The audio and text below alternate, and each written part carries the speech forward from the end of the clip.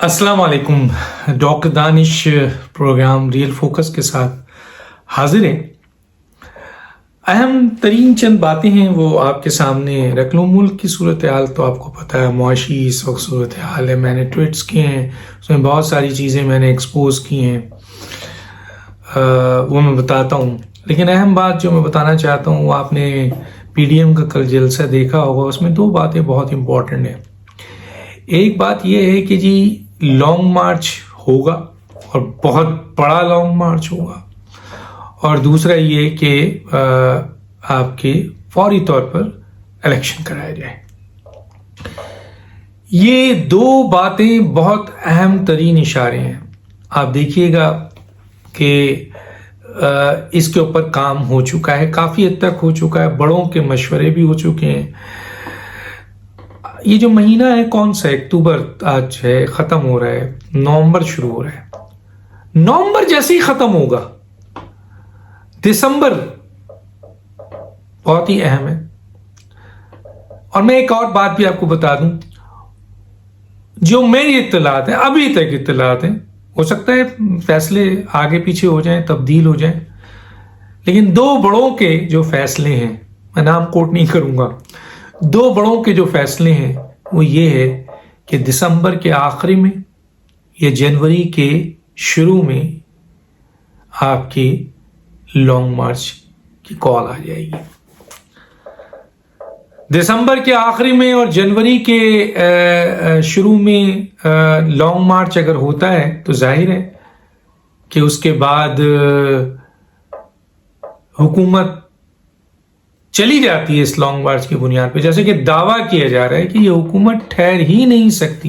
वैसे भी हुकूमत है कहाँ, हर बात पे यू टर्न, हर चीज़ पे यू टर्न, बड़े बड़े बातें, दावे, बड़ी बड़ी आपके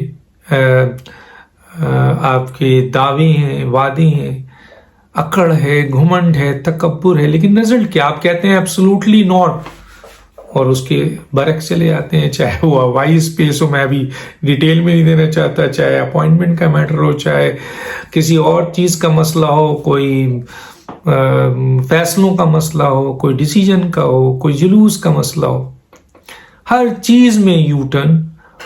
शुरू में बड़ी बड़ी बात है, एब्सोल्युटली नॉट। तो किसी ने बड़ी अच्छी बात की कि एब्सोल्युटली नॉट नहीं, बल्कि आप इस बात के लिए कहा करें व्हाई नॉट। कोई हुक्म दे दूंगा, व्हाई नॉट। मतलब आपका अभी 3 साल यही नजर आ रहा है। भारत तो हुकूमत तो है नहीं, हुकूमत वैसे भी तकरीबन जा चुकी है। जो हुकूमत की सपोर्ट है वो भी बहुत बहुत वीक हो चुकी है। आने वाले वक्त में ये मजीद वीक हो जाएगी। हुकूमत के पास कुछ भी नहीं है, ना कारकर्दगी। आने वाला वक्त मजीद महंगाई बढ़ाएगा, मजीद डॉलर की कीमत बढ़ेगी, मजीद कर्जों के हालात ख़राब होंगे। तो इसलिए हुकूमत मुकाबला नहीं कर सकेगी, और जो लोग हुकूमत को सपोर्ट करना चाह रहे हैं दिसंबर या जनवरी को, वो भी नहीं कर पाएंगे, वो भी नहीं कर सकेंगे, वो भी नहीं करेंगे। चले मैं इतना कह देता हूँ। तो गोया क्या होगा, फिर हुकूमत को फैसला करना है कि वो किस तरह अपने आप अपनी सर्वाइवल करेगी।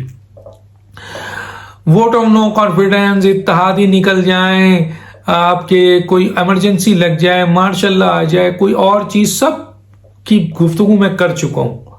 लेकिन अभी जो दो बात मैं कहना चाह रहा हूं, एक ये है कि लॉन्ग मार्च दिसंबर या जनवरी में होगा। जो इत्तलात आई हैं, दो बड़ों ने डिस्कस किया है, और नाम कोट नहीं करूंगा। और ये भी है कि उस लॉन्ग मार्च में दिसंबर या जनवरी में मियां नवाज शरीफ साहब शामिल हो जाएं। हालात चेंज हो जाएंगे, दिसंबर में बहुत चेंज हो जाएंगे।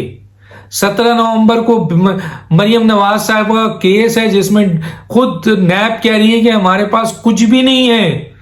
इरफान कादिर उसके पहले ही केस में परखचे उड़ा चुके हैं। अहम तरीन आईनी माहिरीन ये कहते हैं कि ये केस खड़ा ही नहीं होगा। ज्यूरिस्प्रूडेंस कहता है कि जिस फैसलों में शक की बुनियाद आ जाए, वो फैसले डिफेंस को सपोर्ट करते हैं, यानी मरियम नवाज को सपोर्ट मिलेगी, फायदा होगा उसका, ना कि प्रोसिक्यूटर को। تو کئی شکوک آ گئے, بڑے بڑے شکوک ہیں, اتنے بڑے بڑے جو ابھی سامنے آئیں گے آپ کے. تو 17 نومبر کی پیشی بہت امپورٹنٹ ہے. نیب کے پاس کچھ بھی نہیں ہے. حکومت دسمبر میں ان اداروں پہ اپنے روب, دبدبے, طاقت, دھمکیاں ان کے سب بے اثر ہو جائیں گے. اور اس کے بعد الیکشن کمیشن کے پاس بھی 2 اہم ترین ان کے آپ کے وزراء کی تایید نائلی بالکل تیار ہے.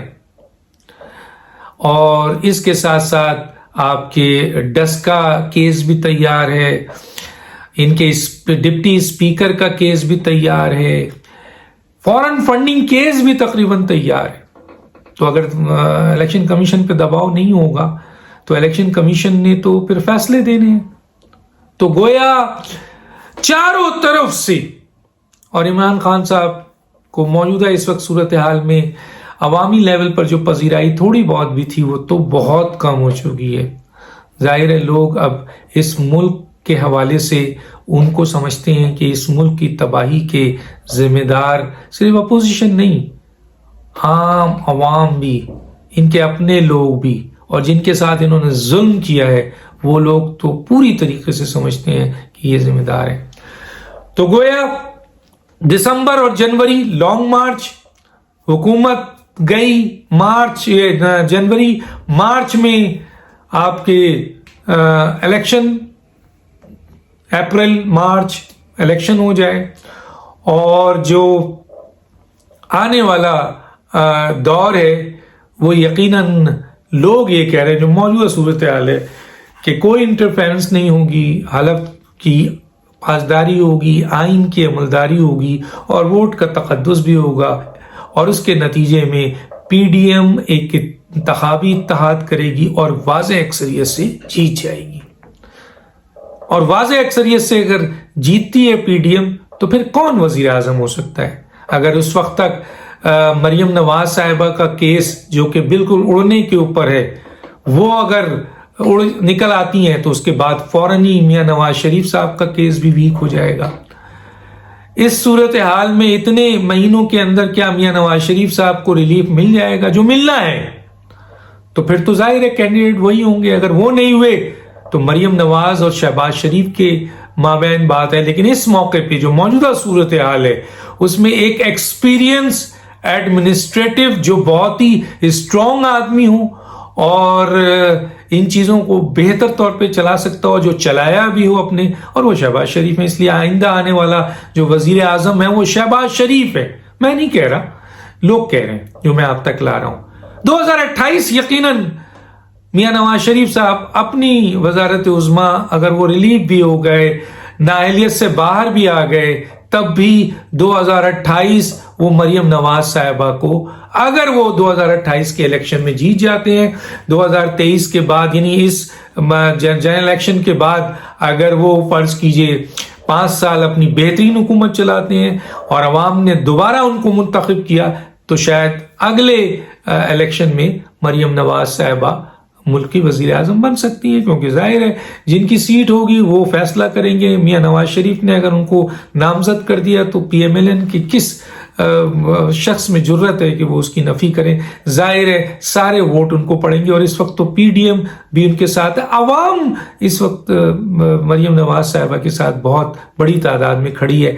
2000 یعنی اس جنرل الیکشن جو قبل از وقت ہے, اس کے بعد جو 5 سال کا الیکشن آتا ہے, اس وقت کیا صورتحال ہو وہ بات کی بات ہے. میں کرنٹ سچویشن پہ کہہ رہا ہوں. تو موجودہ حالات آپ کے سامنے ہیں, تو یہ کنڈیشنز ہیں.